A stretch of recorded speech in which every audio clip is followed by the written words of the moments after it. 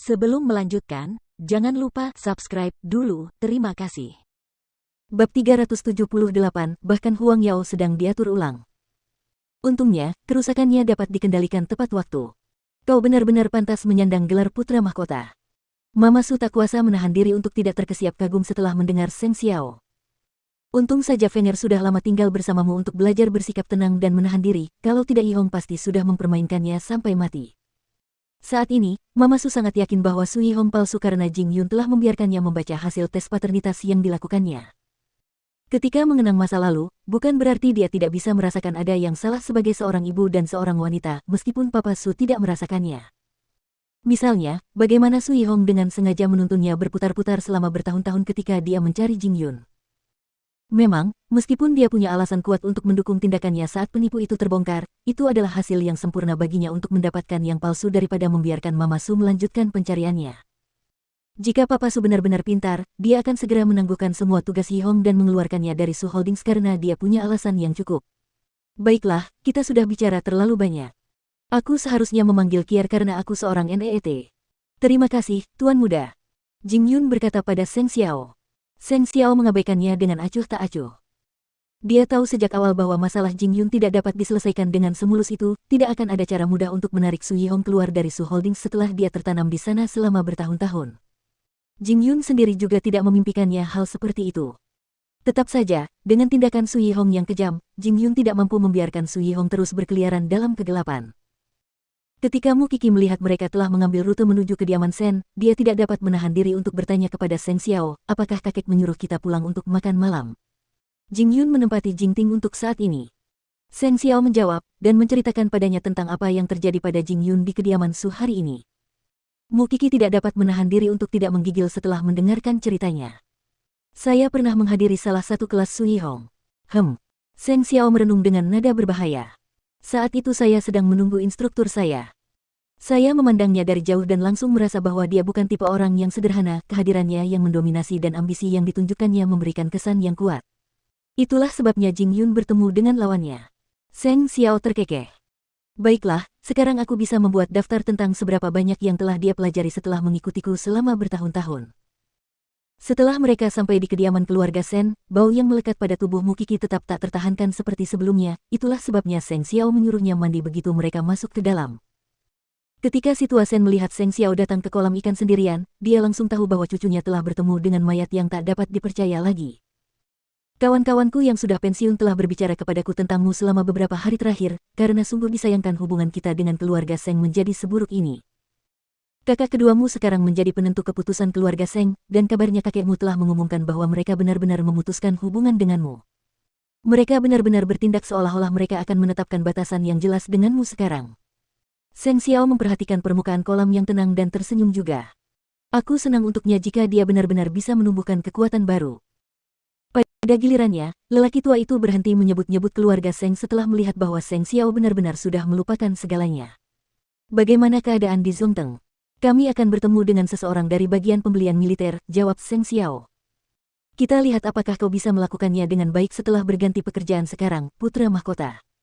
Lelaki tua itu menggodanya. Kau harus tahu bahwa kau bukan apa-apa sekarang. Alasan mengapa kau masih bisa berlenggak-lenggok dengan perlindungan keluarga Sen tidak lain adalah karena kau memanfaatkan Qi. Itulah mengapa Kier adalah bintang keberuntunganku. Seng Xiao sama sekali tidak tersinggung dengan olok-olokan lelaki tua itu, sedangkan lelaki tua itu tidak benar-benar menaruh dendam terhadap Seng Xiao yang tidak punya apa-apa. Anak itu sungguh berbakat dan berkompeten. Itulah sebabnya Old Seng tidak pernah membiarkan segalanya tenang. Dan satu hal lagi. Kabarnya, keluarga Seng akan menyambut cucu dari seorang kenalan lama dalam 2 hari, apakah Anda tahu sesuatu tentang itu? Kenalan lama. Dia hanya nona muda dari keluarga Gu yang diincar Old Seng. Sekalipun Seng Xiao tidak mau kembali ke Huang Yao, lelaki tua itu bertekad untuk bersekutu dengan keluarga Gu, bukan? Aku sangat berharap masalah ini tidak akan menyakiti Xiao Qi. Meski begitu, semuanya bergantung pada apakah Old Seng telah mempersiapkan nona Gu untuk Seng Xiao atau kakak kedua. Sementara itu, setelah Mama Su, Seng Minglan, dan Jing Yun meninggalkan kediaman Su, Papa Su telah menangguhkan tugas Su Yihong, seperti yang telah diantisipasi Seng Xiao. Yihong, aku yakin kamu tidak bersalah, tetapi ini masalah serius. Itulah sebabnya aku akan menyelidikinya terlebih dahulu agar kamu bisa bebas, atau kamu akan tetap dikritik meskipun kamu berbuat lebih banyak untuk keluarga Seng. Tentu saja, Sui Hong harus berpura-pura tidak bersalah. Jangan khawatir, ayah. Aku mengerti. Baiklah. Kita akan melakukan tes paternitas besok. Namun, tepat setelah Sui Hong meninggalkan Papa Su, dia menelepon paman tertua Su. Kita berada di posisi kedua dalam saham jika kita menggabungkan saham kita, dan saya memegang kendali atas proyek terbaru Su Holdings. Dengan Fei Fei memalsukan beberapa angka untuk saya, apalagi yang tersisa bagi Su Holdings. Proyek itu bernilai banyak uang, jadi awasi terus. Itu saja sudah cukup bagi kita untuk keluar dan memulai perusahaan baru. Mengapa menunggu? Dan apalagi yang bisa diselidiki saudaraku yang bodoh tentang kita? Ayah, sekarang kau boleh meninggalkan Su Holdings. Aku akan menjagamu. Tetap saja, tidak ada yang bisa meremehkan Sui Feng, dia benar-benar menemukan apa yang telah kita sembunyikan selama bertahun-tahun. Apakah kamu yakin bisa melarikan diri? Aku rasa dia tidak akan mudah lolos. Sui Hong tidak dapat menahan tawa mendengarnya. Dia tidak akan berhasil tepat waktu meskipun dia memiliki 3 kepala dan 6 lengan. Dan menurutku dia tidak begitu mengesankan. Bukankah dia baru saja menghabiskan waktu lama dengan putra mahkota Huang Yao? Dan sekarang, bahkan Seng Xiao dikeluarkan dari keluarganya sendiri dan Huang Yao dipindah-pindahkan. Apa yang perlu diwaspadai dari orang itu? Meskipun Sui Hong sangat berhati-hati, dia masih memiliki sedikit kesombongan dalam dirinya. Tetap saja, saya sangat ingin melihat bagaimana Sui Feng akan mencoba membalikkan keadaan ini. Bagaimana?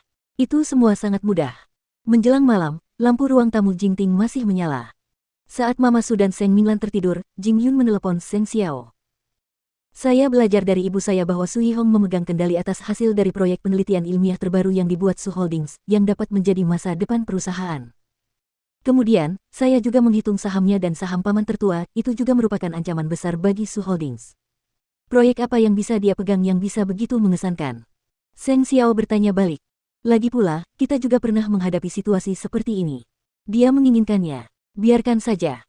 Suruh saja ayahmu memeriksa departemen terkait dan mengumumkan bahwa teknologi itu memiliki bahaya keselamatan yang signifikan, atau buat saja alasan yang lebih serius untuk menundanya. Apa gunanya proyeknya itu jika itu terjadi? Saat ini, Anda harus tahu apakah dia punya pengaruh lain.